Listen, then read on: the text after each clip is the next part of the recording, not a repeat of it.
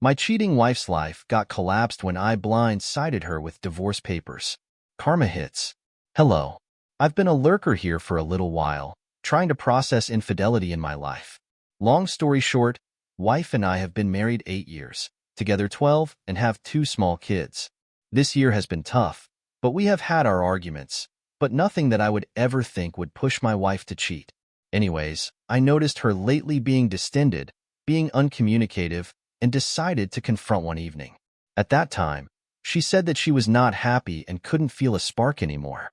At first, I freaked out on myself thinking I was being a non-attentive husband, truthfully an issue. However, the next day, I caught a very strange message on her phone that was extremely lovey-dovey.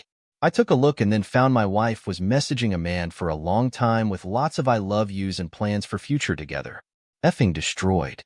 Anyways, taking the advice of the many threads on here, I didn't confront initially. I actually read as much as I could, contacted a couple lawyers for advice, one now on retainer, and got my head on straight and calm. I confronted my wife a couple days ago, calmly, and asked if she was having an affair, and after a couple minutes, she admitted everything. Long story short, it's been going on for 6 months, and she claims it's the deepest emotional connection ever. Complete BS, but whatever. To end it all, I gave my list of boundaries, cut off, contact, marriage counseling, etc. The thing that I think is the final nail in an honest attempt to reconcile is she got extremely aggravated with cutting off contact, especially when I told her to do it in front of me and even insisted to see him one last time for a close year. I effing held my ground and told her, if he is so important, pack a bag and go live with him, to which she backed off, but not before she told me I was a controlling a-hole. Anyways, she sent a text this morning and showed me, but my spidey senses seem to think she will try different means of communication. I'm thinking there is no hope, and I honestly don't want it at this point, but I just wanted to be able to tell my kids in 20 years I at least tried. We have marriage counseling tomorrow, but I'm thinking it's time to file before wasting any time or grief. I'm cautious to move too fast because of my kids, but is this the right way to do it? Update. The past few weeks, simply put, have sucked, but it's given me time for a lot of soul-searching and thinking. As an update from the previous thread, the wife and I did attend some counseling after the initial confrontation, and I will say this particular counselor had been very good about listening to both of us and not assigning blame or anything like that, and helping to navigate our new reality. She has also helped to uncover some structural issues in her relationship, and while that doesn't at all excuse my wife's behavior, it's helpful at least knowing for a future relationship and not repeating the same mistakes.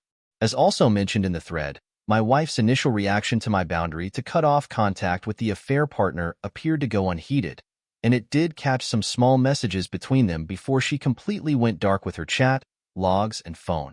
After seeing that, I decided to file, and she was served a few days ago, and in parallel, I decided to have a heart-to-heart with my father-in-law. As we were super close, and I needed to prioritize the support for our kids versus our relationship, as I could see my wife wanted to sweep this under the rug. Needless to say, my wife was initially extremely upset.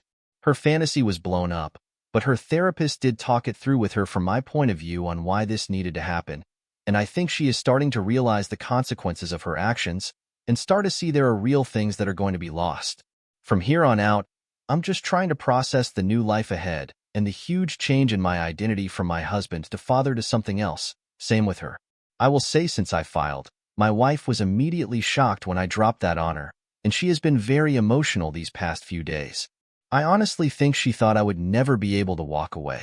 I have kept her at arm's length, but I have seen a distinct change in her, and on a positive note, we have talked more, kept her conversation civil, and focused on our shared priorities, children mostly. I have made it very clear to her that she left a huge wound on me, and that she has to do the heavy lifting to help prepare and give me space and time, if I can ever begin to forgive.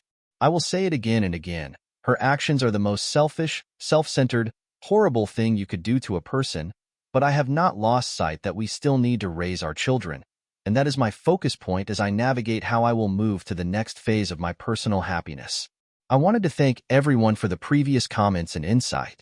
I am honestly proud that I found the strength to not wallow in self-pity, anger, or sadness, and was able to make the right moves to retain my dignity and look forward to a bright future. I honestly don't know all the next moves and my feelings are constantly in flux, but I am starting to feel some inner peace. Thank you all again. Top commenter responsible, Yam7973 says, I am very dry proud of your progress. I don't know what dry proud is, but whatever. You stuck it out and exhausted that route. Yes, she was deep in the affair fog, but she not only broke your boundaries, but also your heart when she told you he was the deepest emotional connection she had. My only advice to you is that you stay this course at least until divorce afterwards if you want to reconcile, and you feel it's the right path, then go ahead. But if you don't divorce her and take her back, she and your children will understand that there are some actions that don't have consequences. Again, well done. We are all very proud of you. And even dry proud, apparently. Next thought from Florida, Junebug75. I just read your first post on this one. My situation was almost identical to yours. I caught her messaging the affair partner after she agreed to cut him off.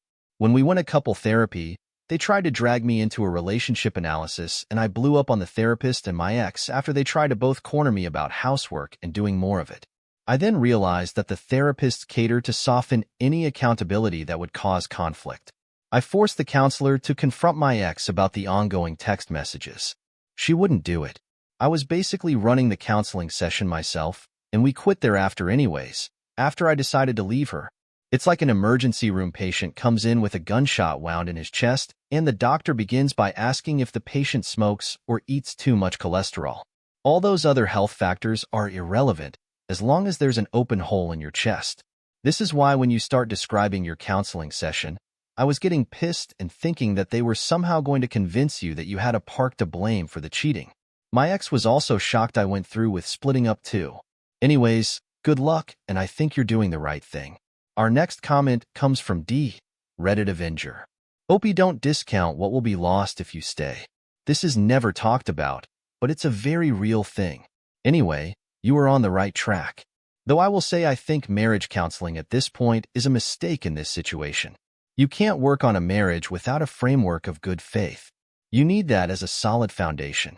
It takes consistent effort for a wayward spouse to build that, and it's something that needs to be earned. It's just a waste of money to try to do that right after an affair, like putting up walls on a dirt slab. I think the reason why filing brings peace is because one of the things that is stolen from you by cheating is your ability to have agency in your life. You recover this when you file. Your future is no longer subject to your cheating spouse, who by actions forced you to make uninformed decisions about your future.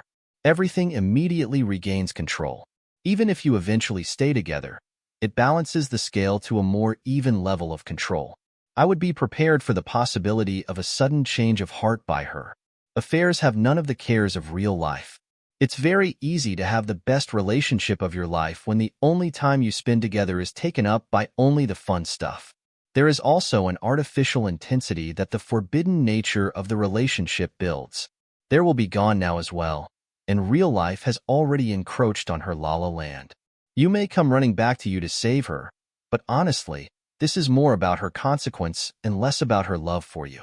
Besides, I think most wayward spouses mistake intensity of feeling for love. They desperately want to be with their fair partner because circumstances won't let them. And they think this intensity means it's a deep love that they never felt before. Nope, it's just lust. Then, when their marriage is about to fall apart and they are about to lose their primary person in their life, they suddenly intensely want to be with that person again. But that also isn't love, it's desperation. One of the first things you need to assess is, do they even know how to love? Besides, their contrition is really only a requirement. To me, the most important thing you want to make your decision by is what the quality of your life will be moving forward. Good luck, Opie. Continue to be strong. It will serve you well in whatever relationship you have going forward. You will recover faster too. One final comment from Gatorbro. Very strong. You are doing this the right way and are doing the best for you and your family. The way you describe your wayward spouse is absolutely correct, and her fantasy unfortunately didn't give your children any consideration and how her fantasy would affect them.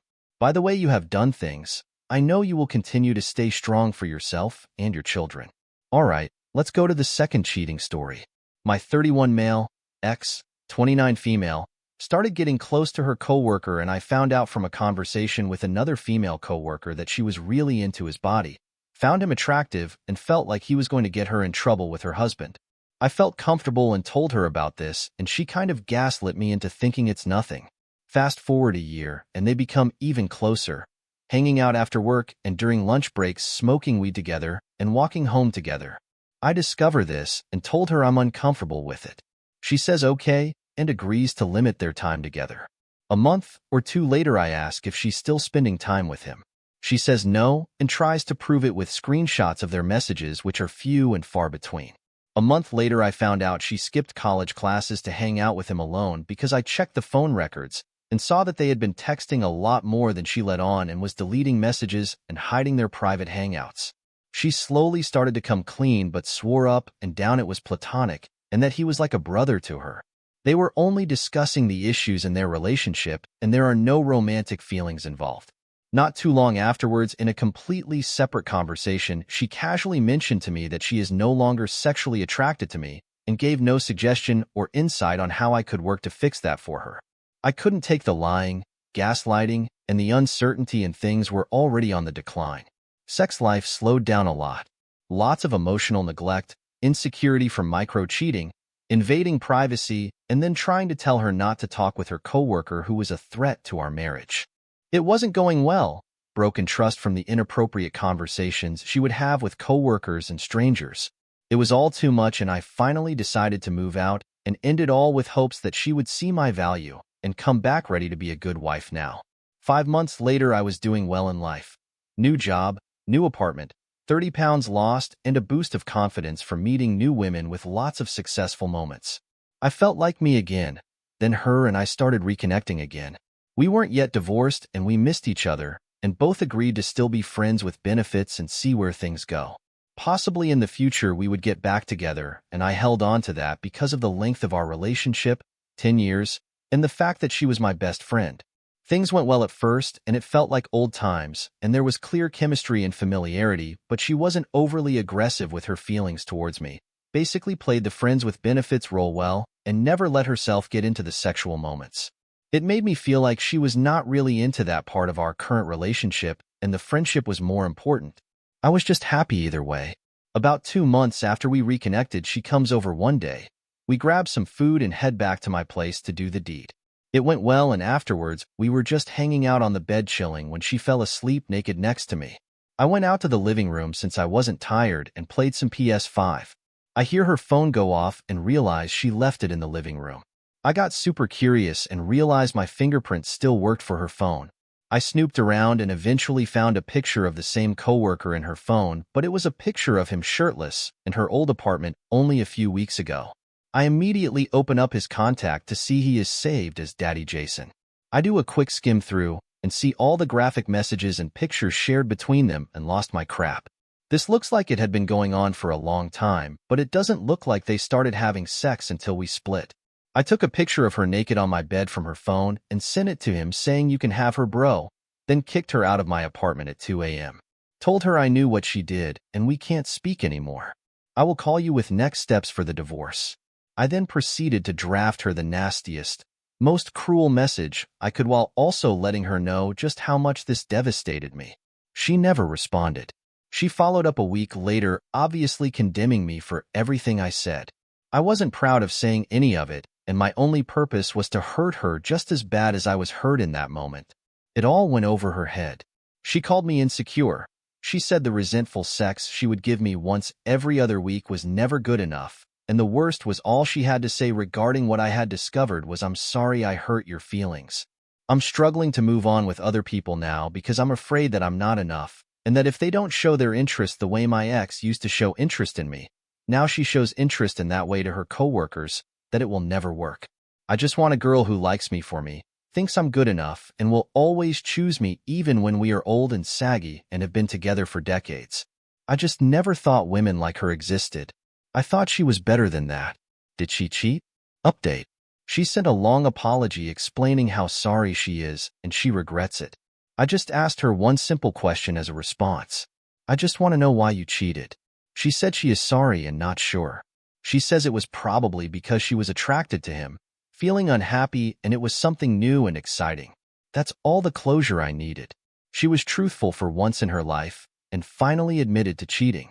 Doesn't change anything, but I'm glad the gaslighting and lying has finally ended and I can finally know where we stand and move on with a clear conscience. Thank you for all the support, everyone. It's going to take a little while, but I will bounce back better than ever from this. Let's see the top comments. Informal Writing 434 wants to say, yes, she cheated. She also had an emotional affair with him while you two were still together. Disrespected you and talked crap about you a million times to him. Even brought him over to your old home. The fact you even got back with her in the first place confuses the hell out of me. And even when you found the messages of her calling him daddy, she didn't even apologize. She just belittled you instead. Then you say you want a girl who treated you the way she did? You weren't the only one she was treating like that, so it wasn't even special. Another comment from Life Yogurt Closet 98. No one lies about a platonic relationship. You already know she was deleting messages. No one skips college and lies to their spouse just to smoke weed. She's for the streets, and you should have left her, but when you felt confident again but you still wanted her validation, well, you made sure the breakup was easy, and you made sure she could move on easily. You should always tell your social circles the circumstances of separating. P.S. She is and was cheating.